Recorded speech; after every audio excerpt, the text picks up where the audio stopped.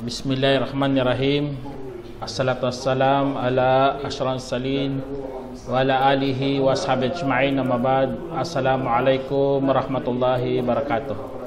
Mga kapatid sa Islam, nandito naman po tayo para makinig ng ating relihiyong Islam.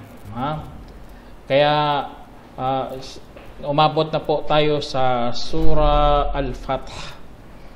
Katulad sa sinabi ng Allah Subhanahu wa Ta'ala, A'udzu billahi minasyaitonir rajim. Bismillahirrahmanirrahim. Inna fatahna laka fathan mubina. Sa sinabi ng Allah Subhanahu wa Ta'ala sa Quran, sabi niya, katotohanan, binuksan namin para sa iyo ang malinaw na pagkawagi. Itong sura na ito, mga kapatid sa Islam, binaba po ito doon sa Makkah. Sa time ng Prophet Muhammad SAW, nagkaroon siya ng panaginip na mag-uumrah siya. Alam naman natin, ang pag-uumrah sa panahon na yun ay napakapanganib talaga. Kasi sila nasa Madina at sa Makkah, doon po ang mga Quraysh. Ang Quraysh, galit na galit sa mga Muslim. Ayaw nga nila mag-umrah doon eh. Kahit tinuturing nilang banal na lugar, sagradong lugar, ngunit ayaw nila mag-umra ang mga tagasunod ni Muhammad sallallahu alaihi wasallam. Kaya sa pagpunta nila doon, kaya ang Islam, mga kapatid, ay puno talaga ng kasaysayan. Mga pangyayari kung saan dapat alam mo rin. Mga pangyayari kung saan merong ugnayan sa surah. Kaya may mga tinatawag tayong asbabun nuzul. Kung bakit binaba ang talata na iyan. Ayan, isa sa mga pinakamagandang pag-aralan yan bilang mga nag-aaral sa Islam. Kasi nga, maunawaan mo lalo ang Quran. Kaya sa time na yun, mga kapatid, ang Propeta Muhammad SAW, nagkaroon siya ng panaginip, tinawag yung kanyang mga kasamahan at pupunta sila doon sa Makkah na wala silang dalang sandata. Pupunta lang sila doon, pinapakita talaga nila na ayaw nila ng gulo, ayaw nila ng digmaan. Ang punta lang nila doon ay mag-umrah. Kaya sa time na yun, mga Quraysh, ayaw ng mga Quraysh kasi malapit na sila makarating doon sa Makkah. Ayaw ng mga Quraysh. Pinipigilan nila si Muhammad. Tinatakot niya gamit ang mga sundalo. Grabe talaga pananakot nila sa time ng Prophet Muhammad sallallahu alaihi wasallam. Kaya dahil doon, mga kapatid, nagkaroon na ng mga pananakot ang mga Quraysh. Nagkaroon na lamang sila ng tinatawag na sulh o tinatawag na kasunduan. Sa time na yon, sa taon na yon, hindi muna mag-umra ang propeta at mga sahaba. Kaya, siyempre, nandoon ka na, umrang-umra ka na, pero pinigilan kayo at si Prophet Salam, pumayag na lang. Kaya nasasaktan ang iba. Masakit sa kanilang kalooban na mag-umra sila, hindi pala sila makapag-umra sa time na yun. Tapos nakasaad pa ron sa kasunduan sa tinatawag nating Sulhul Hudaybiyah. Ang Hudaybiyah doon yun sa balon kasi ang Hudaybiyah. Ang lugar doon sa Makkah, ang tawag doon Sulhul Hudaybiyah, kasunduan sa Hudaybiyah. Ang nakasaad din doon, lahat ng mga Muslim na pupunta sa lahat ng mga magmumuslim pupunta sa Madina, hindi tatanggapin ng propeta. Subhanallah, napakasakit talaga ng kasunduan. At mga tao na galing Madina, na gustong bumalik sa mga Quraysh, hindi pipigilan ni Muhammad. Kaya parang ang kasunduan na yun, talaga, pabor talaga sa mga Quraysh. Pero tinanggap yan ng Propeta Muhammad SAW. Tinanggap niya at binaba ang talata na ito.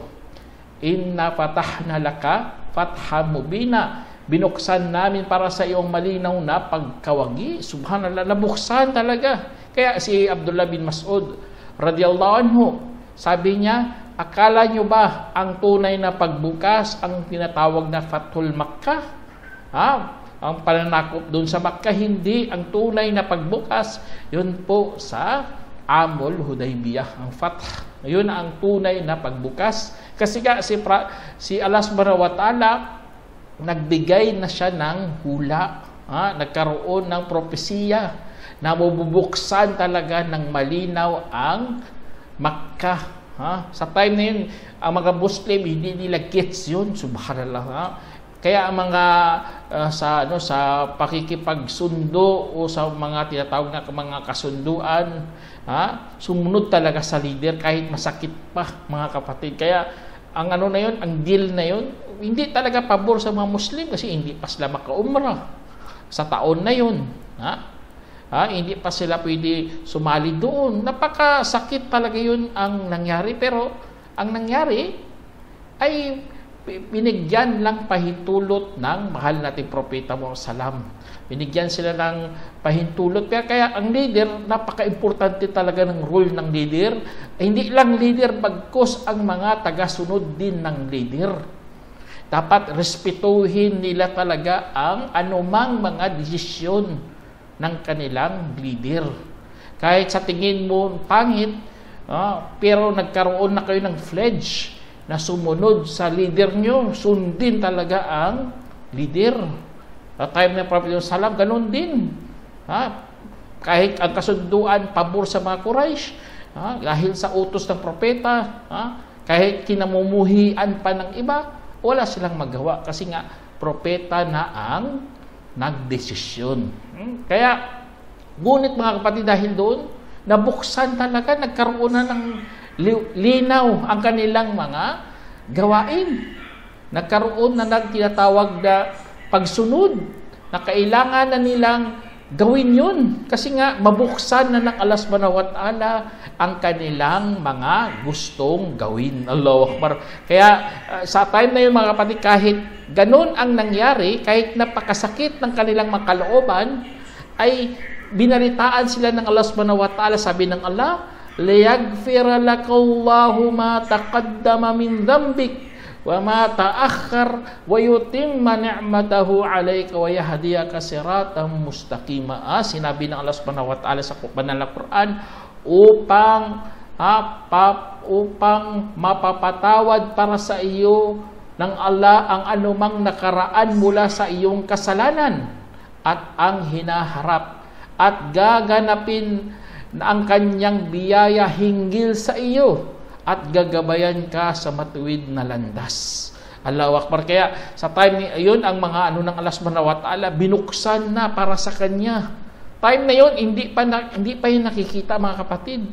Kasi pa yun Hudaybiyah pa yun Hindi pa yun pagbukas ng Makkah.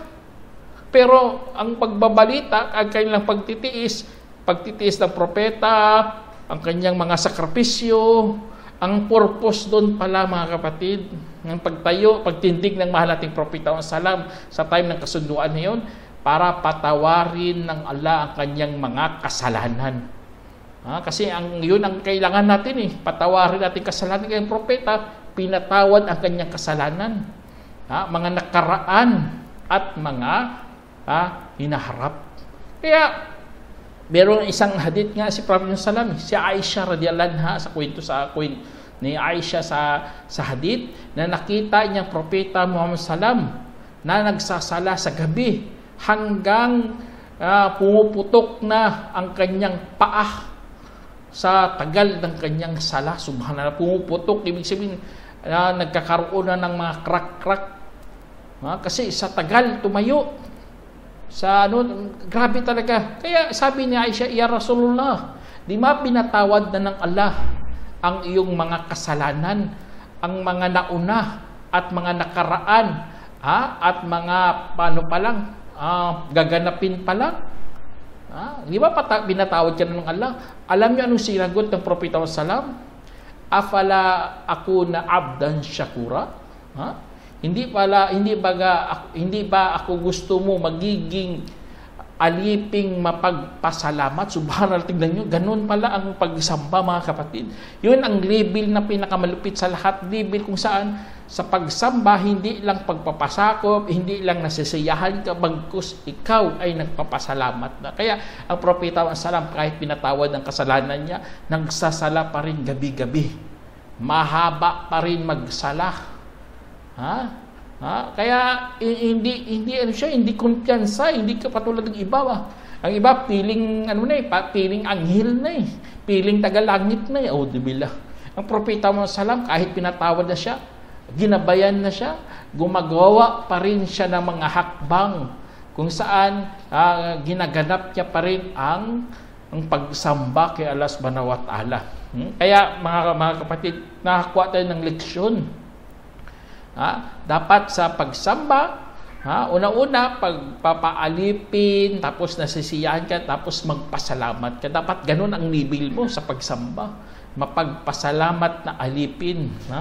Afala ako na abdan syakura. Allahu Akbar. Kaya dahil doon sa ginawa ng mahal nating Propeta Muhammad, pinangakuan siya ng Allah. Doon sabi ng Allah, wayansurakallahu nasran aziza. Sinabi ng Allah, at tutulungan ka ni Allah ng napakalakas na tulong. Allah, tutulungan siya sa time ng digmaan. Tutulungan siya. Ganon ang ipinangako ng Allah. Tingnan nyo sa time ng sinira na ng Quraysh ang kanilang mga kasunduan yun. Kasi nagkasundo na sila sa loob ng 10 taon, bawal na magpatayan. Pero sinira nilang kasunduan. Subhanallah, ang tulong ng Allah dumating talaga sa Prophet Muhammad. Nakaramihan sa mga tribo ng mga Arabo, nag-Muslim. Tapos ang hindi mo akalain na papasok doon, nakapumapasok. Paiba-iba. Hindi akala ng mga Quraysh hindi pumapasok sa Islam at tumulong talaga sa Propeta Muhammad. Pinadaan ng Allah Subhanahu wa Ta'ala ang tulong niya sa pamamagitan sa mga pagmumuslim ng mga ibang tribo sa mga Arabs. Kaya ang tulong ng Allah Subhanahu wa Ta'ala hindi mo makakalain. Meron nga siyang tulong na mga anghel. Meron nga sa Suratul Fil, pinadalahan lang siya ng mga ibon at binato ang mga ang kasamahan ni Abraha. Subhanallah. Ang tulong ng Allah Subhanahu wa Ta'ala, hindi yan dapat ismol-smolin. Bagkus napakatindi ng kanyang mga tulong, mga kapatid. Kaya si Prophet Muhammad tinulungan din. Tapos ito pa sinabi ng Allah Subhanahu wa Ta'ala, "Walladhi anzala sakinata fi qulubil mu'minina liyazdadu imanan ma'a imanihim walillahi junudus samawati wal ard wa kana Allahu azizan hakima." Sinabi ng Allah Subhanahu wa Ta'ala sa banal na Quran, siya ang yaong nagpababa ng kapatanagan sa loob ng mga puso ng mga mananampalataya upang madagdagan sila ng pananampalataya kasama pa ng kanilang pananampalataya at pag-aari ng Allah ang mga hukbo ng mga langit at lupa, at ang Allah ay naging maalam na marunong. Kaya dyan sa sinabi ng Allah Subhanahu wa Ta'ala siya nagpababa, mga kapatid, ng kapatanagan na tinatawag nating sakina. Bilang tao, kailangan natin maging mapanatag. Hindi kinakabahan ka, o kaya kinukonsensya ka, o merong bumabagabag sa iyong puso. Alam naman natin yung mga kapatid. Kaya alhamdulillah sa Islam, tinuruan tayo ng tama at mali. Kasi ang kasalanan, ang anumang bumabagabag sa iyong puso. Hindi ka magkakaroon ng kapatanagan kapag ikaw gumagawa ng mga kasalanan. At lalo na ayaw mong ipakita sa tao, yun, nakakatakot yun. Kasi kasalanan yun. Kaya ang Allah Subhanahu wa Ta'ala, siya yaong nagpababa Kaya sa time na yun, mga kapatid, sa time na yun, mga Quraysh at ang Propeta Salam, kahit sa hirap ng kanilang umrah sa time na yun, hindi sila pinapasok, hinarangan sila, binigyan pa rin sila ng Allah subhanahu wa ta'ala ng kapatanagan. Allahu Akbar. Kaya kung gumagawa ka pa ng kabutihan, huwag kang matakot. Huwag kang matakot. Dapat matapang ka kasi ang Allah bibigyan ka ng kapatanagan. Magiging mapanatag ang iyong puso. Hindi katulad ng mga masasama. Ng mga masasama katulad na lang ng mga magnanakaw. Subhanallah. Ngayon siguro mga magnanakaw, hindi na sila mapakali. Kasi baka mabulgar na kanilang mga ginawa, kanilang mga pandarambong, pagnanakaw, kinukulangan ang mga kaban ng bayan. Kaya wala talaga silang kapatanagan dyan, kapatid. Kaya mga puso ng mga manampalataya, naniniwala kay Allah subhanahu wa ta'ala, ganun ang ginawa ng Allah. Ang ginawa ng Allah para madagdagan ang kanilang pananampalataya kasama pa ng kanilang pananampalataya. Allahu Akbar. Meron ka ng paniniwala, dinagdagan pa ulit ng Allah subhanahu wa ta'ala. Ganun ang hingin natin kay Allah, na may iman na tayo, sana madagdagan palalo. Hindi dapat nakukulangan, kasi nakukulangan baka maging pabaya ka. O kaya naging mahina ka na. O kaya nanglamig ka na. Kaya sa Islam, dapat madagdagan palalo ang iyong pananampalataya. Meron ka ng iman, alhamdulillah. Nagsasala ka na, nagsasyahada ka na. Ganun na mga sa time ni Prophet Salam. Sa time ni Prophet Salam, sa time ng Hudaybiyah, siyempre, na sila, bakit ganun ang kasunduan? Hindi pabor sa atin. Pero dahil sa kanilang paniniwala, dadagdagan ulit ang kanilang pananampalataya ng iba pang mga kasama ng kanilang pananampalataya. Allahu Akbar. Kaya napakaganda talaga nangyari sa kanila. At ang sabi ng Allah, pangako ng Allah, walillahi junudus samawati wal ard. At pag-aari ng Allah ang mga hukbo. Huwag kayong matakot. Huwag kayong mangamba. Huwag kayong mabagabag sa kanila. Bagkus, pag-aari ng Allah ang mga hukbo ng langit at lupa. Allahu Akbar. Ganun. Sobra pa sa Amerika, sobra pa sa Russia, sobra pa sa may mga hukbo, may mga airplane, may mga navy, sobra pa. Kasi ang Allah subhanahu wa ta'ala, siya ang nagmamay-ari, mga kapatid, pag-aari ng Allah ang mga hukbo ng mga langit at lupa. Kung utusan niya ang lupa, subhanallah, magyayanig yun. Utusan niya lang ang mga ibon, magdadala yun ng mga pangbato. Ay, ganun ang hukbo ng Allah subhanahu wa ta'ala. Meron pa mga engkanto nga, utusan niya rin.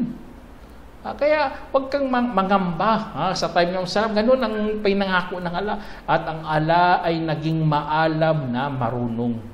Ang naging dito, mga kapatid, ibig sabihin forever and ever na. Hindi na nagbabago si Allah subhanahu wa ta'ala. Naging maalam na siya at marunong. Marunong ang Allah subhanahu wa ta'ala kung kailan niya gaganapin, kailan niya ilalagay, kailan ito mangyayari. Ganun na ganun ang kapangyarihan ng Allah subhanahu wa ta'ala. Kaya huwag kayong matakot, mga kapatid. Kasi Allah subhanahu wa ta'ala, ganun na ganun ang kanyang gagawin sa mga manampalataya. Tapos sabi ng Allah subhanahu wa ta'ala, liyudkhilal mu'minina wal mu'minati jannatin tajri min tahtihal anha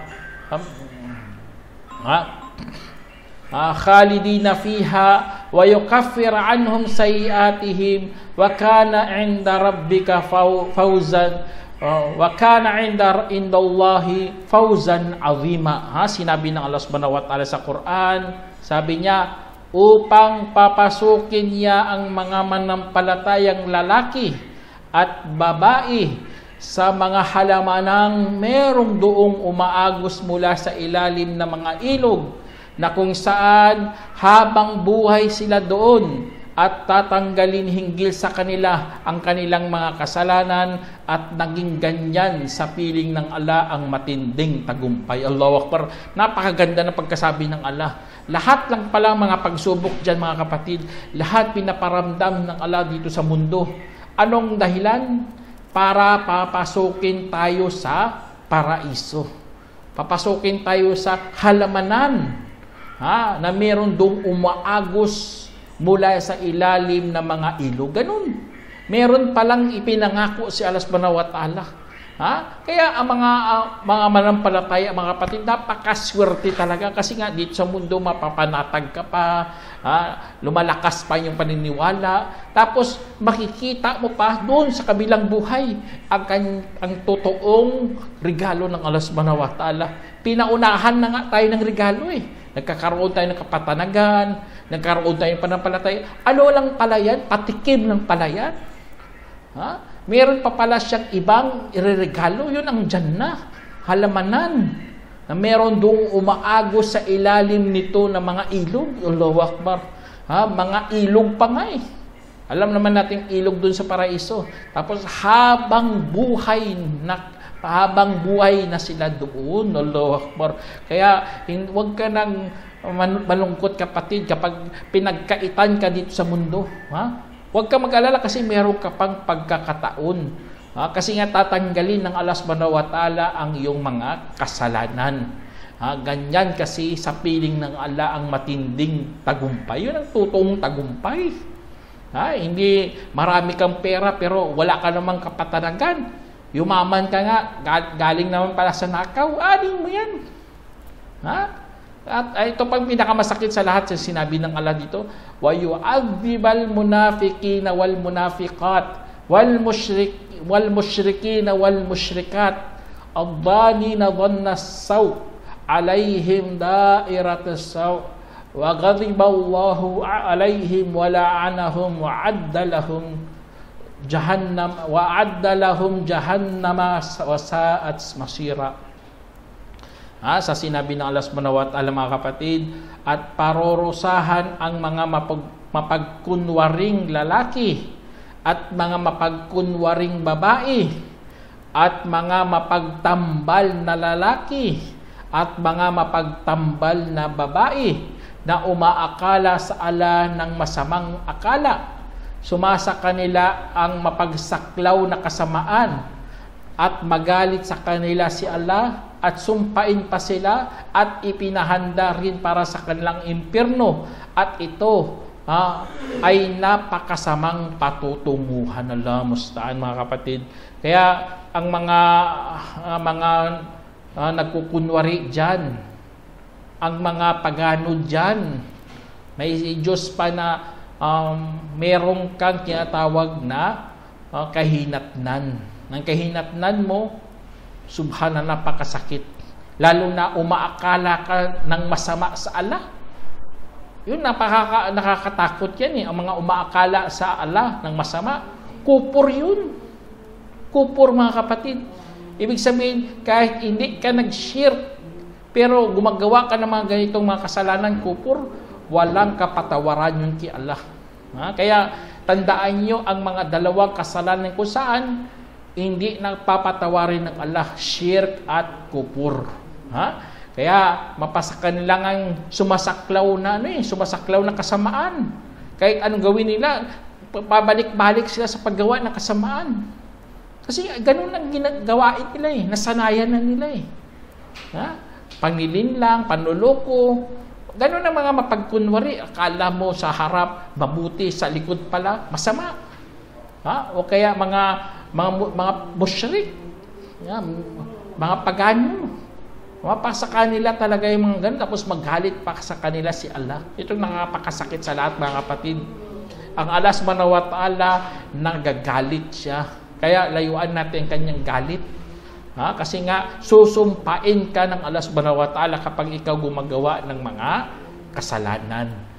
Tapos ano pa, nagalit na sa iyo, sinumpa ka na, at itatapon ka pa sa impyernong apoy. Allah musta'an. Ibig sabihin si Allah subhanahu wa ta'ala mayroon talagang kapangyarihan. May power talaga. Hindi katulad sa atin dito sa mundo, magagalit katulad ng mga flood control.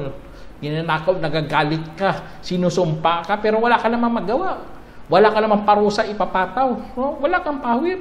Pero si Allah subhanahu wa ta'ala hindi ganun. Magalit sa sumpay, itatapon ka pa sa impernong apoy. Billah. Kaya ang description dyan, sinabi dyan, ito ay napakasamang patutunguhan. Masamang patutunguhan, kapatid. Kaya wag yung lapitan yan ang impernong apoy. Kasi nga magsisisi ka ng sobra talaga sa apoy ng Allah subhanahu wa ta'ala. Sana magkapakup tayo kay Allah subhanahu wa ta'ala na sana hindi tayo maparorosahan doon sa impernong apoy. Tapos sinabi ng Allah subhanahu wa ta'ala ulit, walillahi junudus samawati wal ard wa kana Allahu azizan hakima. Sabi niya, at pag-aari ni Allah ang mga hukbo ng mga langit at lupa, at si Allah ay naging makapangyarihan na marunong. Allahu Akbar. Makapangyarihan na si Allah subhanahu wa ta'ala, marunong pa siya. Kaya inulit-ulit yan ng Allah para maging mapanatag ka. Hindi sila maguluhan. Kaya kadugtong dito sa sinabi ng Allah, inna arsalnaka syahidaw wa mubashshiraw wa nadhira. Sinabi ng Allah subhanahu wa ta'ala, katotohanan, ikaw ay aming ipinadala bilang saksi at tagapagbalita ng magaganda at tagapagbabala. Kaya ang propeta Muhammad SAW, mga kapatid, sa totoo lang, mensahero siya bilang saksi. Ang saksi na sasaksihan niya, na totoo talaga si Allah. Tanda kasi yan. Basta may dumating na propeta, tanda na mayroong batas ang Diyos. Merong mensahe na gustong ipaabot ang Diyos. Kaya saksi si Prophet Muhammad SAW sa gusto ng Allah. Kasi minsan, ang iba hindi naniniwala sa propeta, subhanallah. Saksi na nga sila na totoo may Diyos, mayroong totoo ang religion, totoo ang mga batas. Kaya wag mong wag kang magpabula sa mga propeta. Kasi si Prophet Muhammad SAW, pinadala siya bilang saksi. At ang pagkasaksi niya, mga kapatid, sa buong pamayanan, lahat ng nasyon siya magsasaksi din.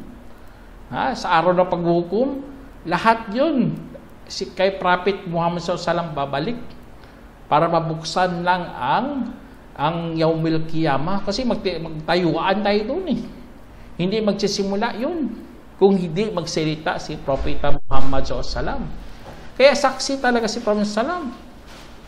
Tapos lahat ng mga propeta ay pagbubulaanan ng mga mamamayan niya. At magsasaksi ulit si Prophet SAW na siya nagpaabot ng mensahe. Pati tayo magsasaksi kasi nabasa natin sa Quran. Nagpaabot yan ng mensahe, hindi lang sila nakinig. Subhanallah. Kaya saksi si Prophet SAW. Kaya napakalaking karangalan talaga ang nangyari kay Prophet SAW. Pati na rin tayo, mga kapatid, na mayroon tayong paniniwala. Inshallah, maging saksi ang ating mahal na propeta. Tapos ang ginawa ng propeta, tagapaghatid ng mga magagandang balita. Allahu Akbar. Kaya narinig natin ang paraiso, narinig natin ang iman, narinig natin lahat ng mga magagandang mga salita galing sa ating religion. Kasi nga, mayroon dumating na propeta. Tapos ano pa? Tagapagbabala. Kaya nagiging balance ang buhay natin kasi alam natin yung paraiso, alam din natin ang impyerno. Kasi hindi naman pwede lahat paraiso lang tapos hindi mo tinuturo ang impyerno. Mali yun. Dapat dalawa talaga yan, sabay-sabay na tinuturo para matakot ka at meron ka ring pag-asa. Allahu Akbar. Kaya ang pagiging Muslim natin, mga kapatid, dapat ganun. Balance talaga. Hindi pwede doon ka lang. Dapat meron ka ring pinapaniwalaan na paraiso at impyerno. Sana meron kang napulutang aral, mga kapatid. Inshallah, hanggang dito na lang. Assalamualaikum warahmatullahi wabarakatuh. جمعية الدعوة نور، الدعوة للجميع.